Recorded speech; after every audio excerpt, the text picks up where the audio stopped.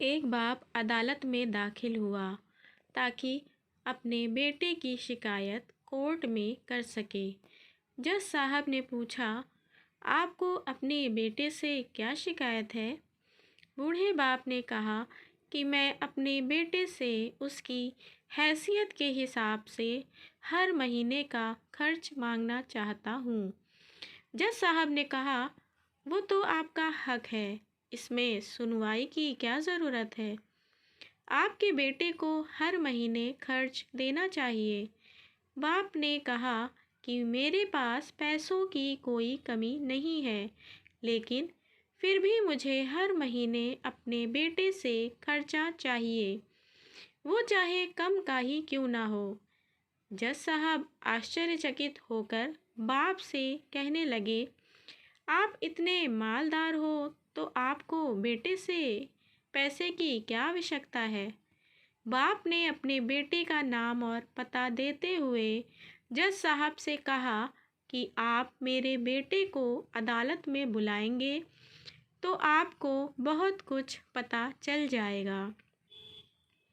जब बेटा अदालत में आया तो जज साहब ने बेटे से कहा कि आपके पिताजी आपसे हर महीने खर्च लेना चाहते हैं, चाहे वह कम ही क्यों ना हो। बेटा भी जज साहब की बात सुनकर आश्चर्यचकित हो गया और कहने लगा, मेरे पिताजी बहुत अमीर हैं, उनके पास पैसों की भला क्या कमी है? जज साहब ने कहा, यह आपके पिता की मांग है और वह अपने में स्वतंत्र हैं। पिता ने जज साहब से कहा कि आप मेरे बेटे से कहिए कि वह हर महीने मुझे 1000 रुपये देगा, और वो भी अपने हाथों से, और उस पैसे में बिल्कुल भी देरी नहीं करेगा। फिर जज साहब ने बूढ़े आदमी के बेटे से कहा कि तुम हर महीने 1000 रुपये बिना देरी के उनके हाथों में दोगे। ये अदालत आपको हुक्म देती है। मुकदमा खत्म होने के बाद जज साहब बूढ़े आदमी को अपने पास बुलाते हैं। उन्होंने बूढ़े आदमी से पूछा कि अगर आप बुरा ना माने तो मैं आपसे एक बात पूछूंगा।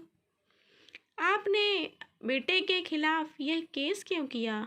आप तो बहुत अमीर आदमी हो, और ये इतनी छोटी सी कीमत?